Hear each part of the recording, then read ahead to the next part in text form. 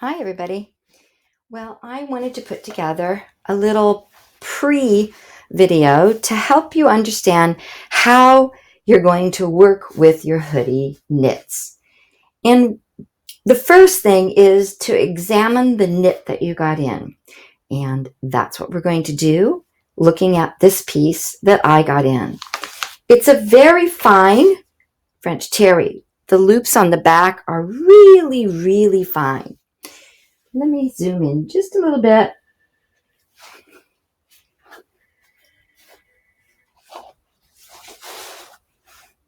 Okay, so the back is a really fine loop, really, really tiny, which is beautiful. It actually has rayon in it and the spandex. This was a piece that I ordered in from Olga's Closet just because I'd never purchased from her before. And so I wanted to see what the quality was. It is a beautiful quality goods for the price, I must say. Really lovely. The thing about it, though, is has rayon in it, and it has quite a bit of lycra, doable lycra, which combined with a French terry, the top of it is a jersey. This part back here isn't your normal jersey where the loops are made for the terry part, but the top is an actual jersey stitch knit. And jersey likes to roll, especially along the cross grain cut. So just look at this. I have a piece that I cut off the bottom to do my experiment with, and it's just going to want to roll right on up. So I've cut a piece off. I don't want you to cut a big piece off yet until you know you have enough to make your product, but you should at least lay out something, maybe even taking a small piece, even this small, and seeing what it will do when you cut it. This makes working really difficult. Let's first talk about, I want to take that back. It's challenging, not really difficult. It's really challenging. And it's the thing why a lot of people don't like to sew knits, because they've just never learned how you handle them. Once you got that figured out, it really is very enjoyable to sew them. And they're beautiful. And it's what we wear so much today anyway. So I want to talk about what you're going to need to first just lay it out and get it cut when you get your pattern done. And you're probably going to want to work now with weights. It's the best thing to do. And again, these are my weights that are just little jelly jars. You can come up with all kinds of things that are weights. That will keep it down from rolling and keep it in place while you lay out your pattern piece. I just have a piece of tissue here. Okay. Now, to represent that, I also want you to be aware that some people will do this, and they will pull and like pin it down like this. And that's okay, I guess, as long as you're going to cut on a pinnable surface. But remember, I said if you're going to wanting to learn how to cut knits with the roller cutter, the rotary cutter, it's wonderful to cut them with, and you can't have it on a soft surface, pinnable surface. You're going to have to put it on a hard cuttable surface. So pinning it down is not feasible. That's why we like to have you work with actually weighting it down, and whatever your pattern weight might be. Okay. So now I'm going to talk about the actual pinning to cut. There are special pins you can get for knits. Just like the needle, they're ballpoint. You'll want, if you invest in these, you're going to want to make sure that you keep them separate so you don't get them confused with your sharps. And they tend to be rather short, so it can be kind of challenging if you're new at it to work with such a short pin. But this way you know that you probably won't cause any runs in your fabric from using a pin. Pinning down knits are really, really kind of tricky. Let me just use now one of my glass heads here, just a regular pin, because it will go. It'll be fine. I've sewn many things with just regular pins, but and you don't need to purchase ballpoint pins. But if you get your hands on some very expensive textiles, if you're spending, I'd say anything over, $10 to $14 a yard, and or if it's fine silk knits, which they're beautiful, the silk knits are beautiful, I would give myself every advantage I know to make sure I didn't cause a run in like my fabric. Runs are usually not that repairable, just like in your pantyhose, right? Those of you who remember wearing hose, well, now we have some opaque tights that can still run, but not very often. So when you're pinning it down, using pins can be really tricky because the knit is soft and do you see how that is bunching up right away, trying to keep it soft. The better thing is to actually use weights now on your tissue. And I will show you that when it comes time to that. But I just am trying to get you to prepare for this experience. So I would work out some kind of weight. It might even be pretty painted rocks. It could be anything that you feel comfortable enough putting next to your fabric that would weight it down. Remember, I also said about getting washers and bolts or nuts off of bolts and washers. Those work really well too, to actually hold down. Now, some people have made little stuffed weights, and they forget and don't put something heavier inside of them. And if it's just the cotton fill, it's probably not heavy enough to really stay put and hold something down. Okay, so that is working with them as far as getting it cut out. But let's do our other prep here and talk about what we're going to do to sew it. So I'm going to cut a couple of pieces here. And again, this is a lengthwise. See, even here when I'm doing this, it's rolling up. You don't want to have that happen when you're actually doing it, because you're going to get notches like that, uneven cutting. And with the roller blade, it can be that way too, with the rotary cutting blade. But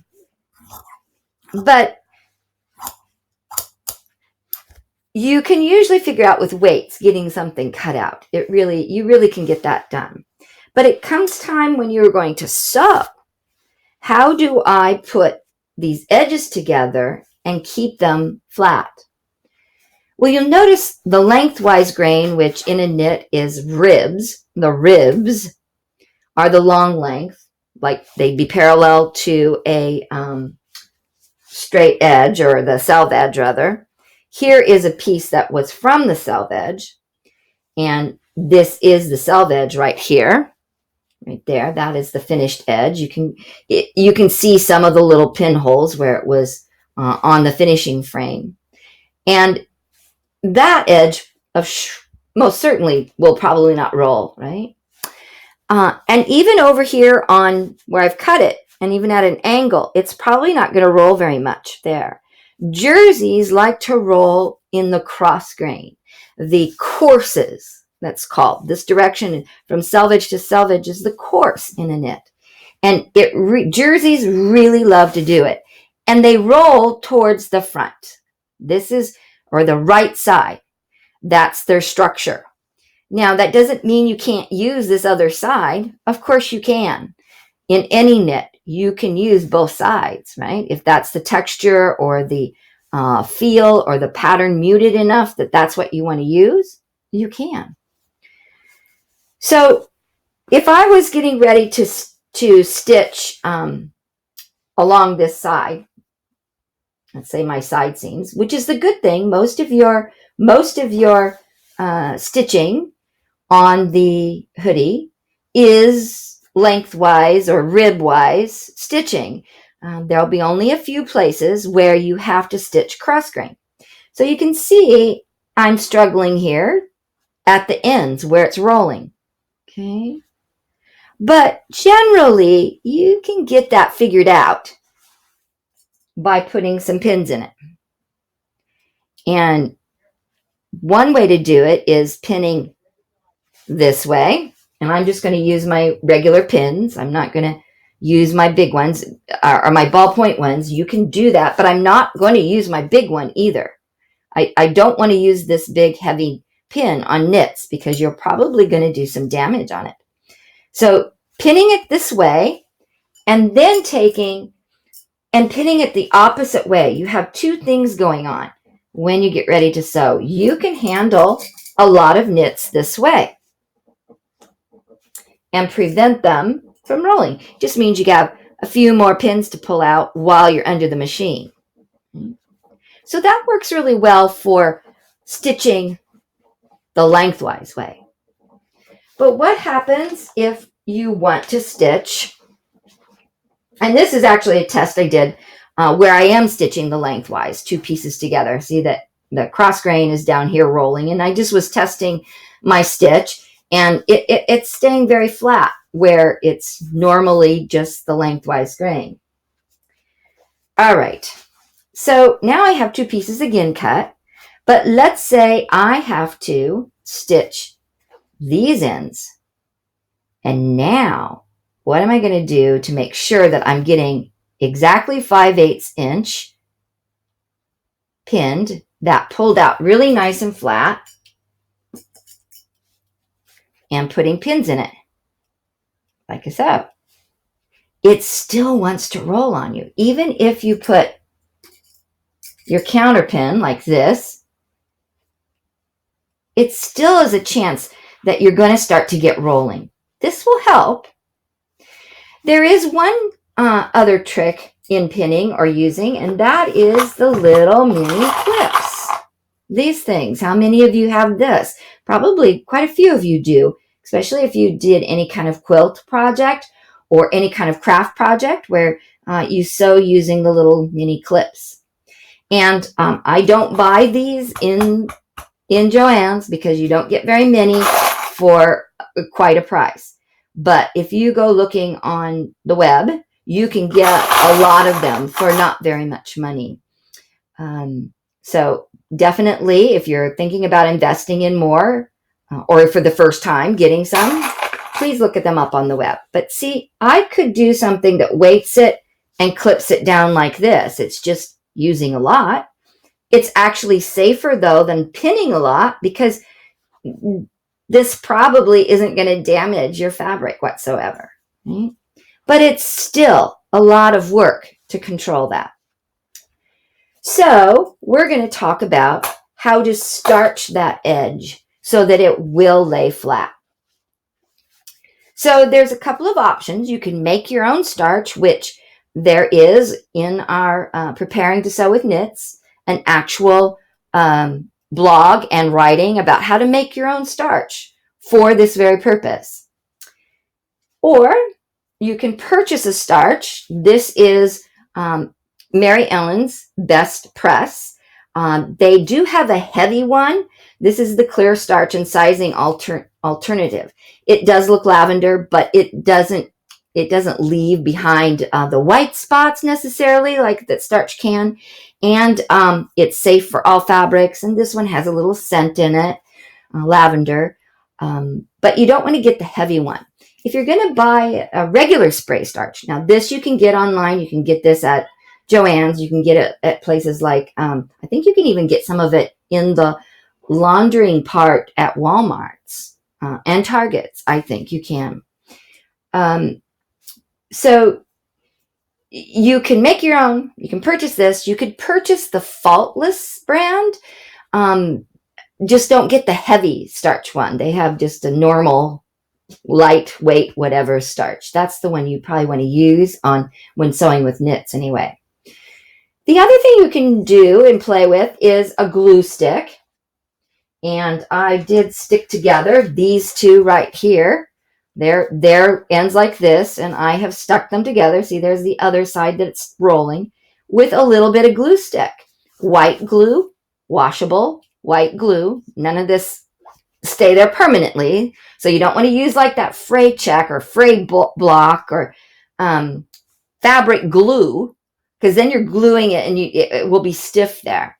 This, you just put a little bit on, and then with the temperature of your hand or your body, you can kind of press it in there. And then when you're all done, when you wash it, clean it, it will come out. And it is one way, very legitimate, to do it. The only con about this is it's inexpensive, but the con is when you're stitching, your needle can get some of that residue, the glue stuck to it, especially if you don't let it completely dry before you go and sew, which most of us want it just to go and sew, right? After you've put together something. So you'll want to have some alcohol, spray alcohol or alcohol wipes, not baby wipes and not makeup wipes, actual spray alcohol. And or the little tab things like this that you can purchase. I keep them in my sewing drawer by each machine, because it's a perfect way to clean your needle, even in between and around things. And you just want to clean the residue off of your needle if you're using a lot of glue, because pretty soon then the needle has little bumps on it, and now it's like pulling and etc. So you want to make sure you're always cleaning it if you're using the glue. Okay, so how do we do the starch one if we're going to use starch? So I'm just going to experiment on one edge of this. We'll do this here.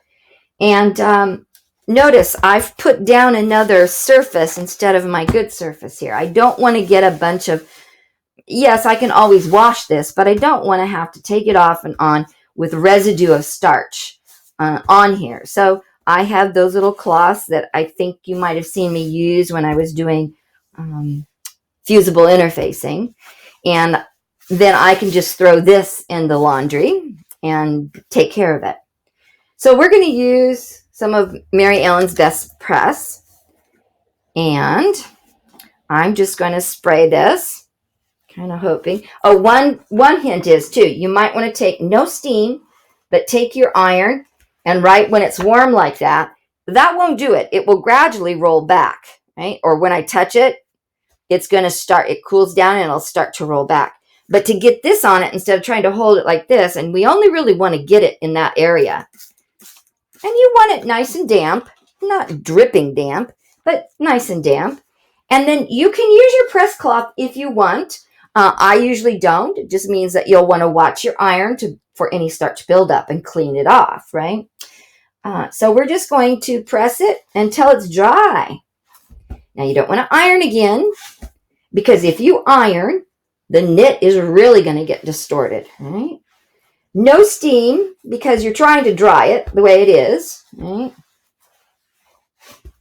And you'd want to test this on your fabric, because, well, you can see right there, it was leaving a little line. That's rayon problem. And I didn't check what I have it at. Yeah, it needs to be a lot lower temperature. I had it up there close to wool. And so I'm turning it way down to like the nylon, just some heat to dry that starch, because those kind of lines are hard to get out of rayon. That's why we don't usually put rayon in the dryer, because heat sets marks and wrinkles.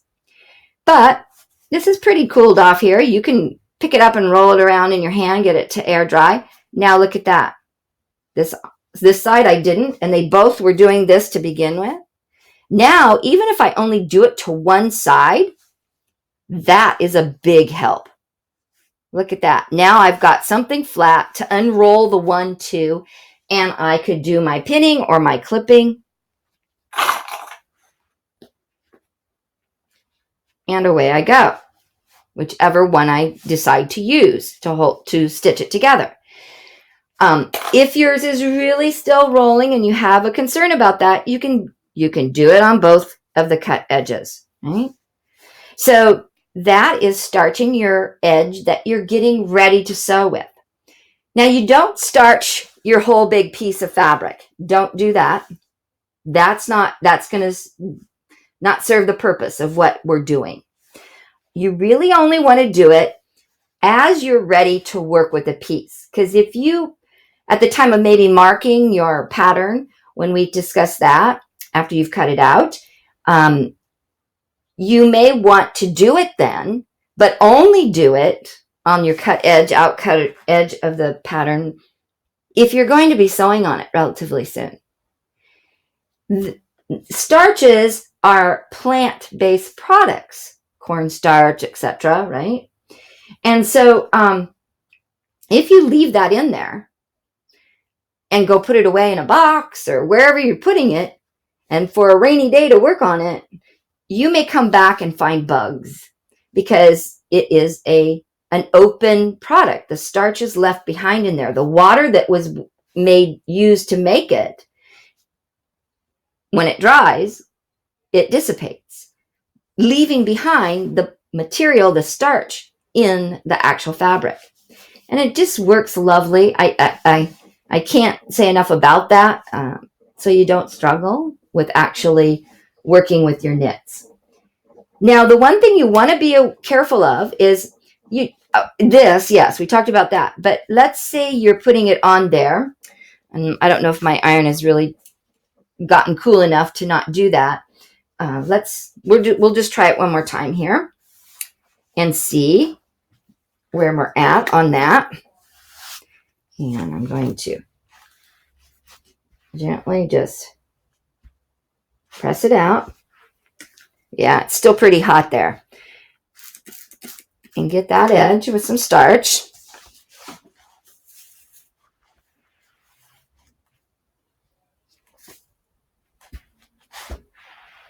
Yeah, I'll probably want to make sure I never have a really hot iron, that's for sure, on this rayon. But I might want to use my press cloth. Now, if you're going to use the press cloth, realize that some of that starch is going to go into your press cloth. So you'd want to wash your press cloth before you started working on some other project or textile where you don't want starch to get in it. So sometimes, those of you who have worked with starch, you know how it leaves white spots. And when I did this little piece here, I had starched this as one of my first little things.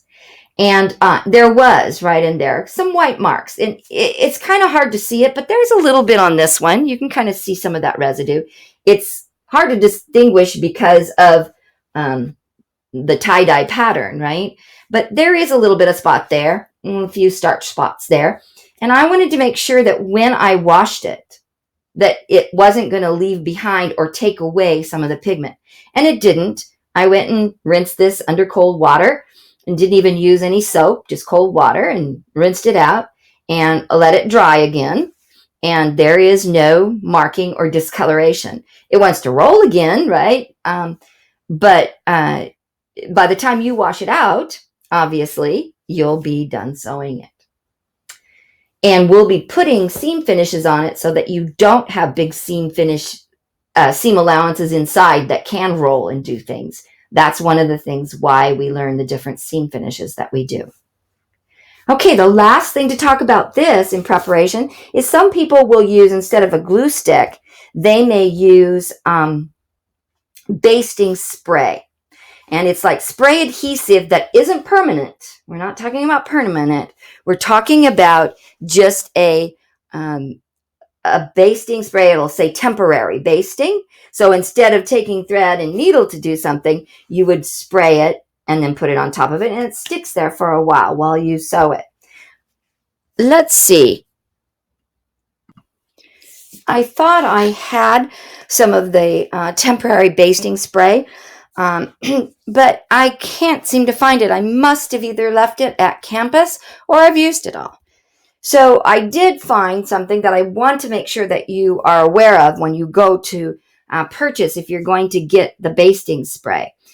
Watch out. This is Aleene's, which we know is a lot of textile stuff that you might find, like textile paint and whatever. And this is fast tack, so it means it's going to be tacky and hold quickly, dry quickly, but it's an instant hold, but it's permanent.